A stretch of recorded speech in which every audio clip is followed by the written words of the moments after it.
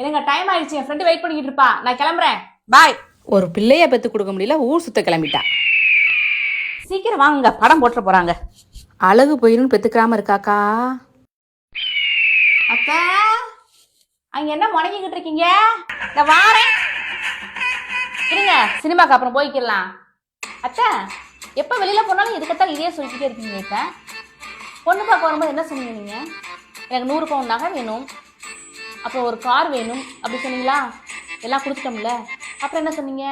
என் ஒத்த மகனை பத்திரமா பார்த்துக்கணும் அப்படின்னீங்க. உங்க பையனுக்கு எதுவும் நான் குறை வச்சிருக்கேனா? வேலைக்கு நான் சமைச்சு கொடுக்குறேன்னா இல்லையா? உங்களுக்கு எதுவும் குறை வச்சிருக்கேனா?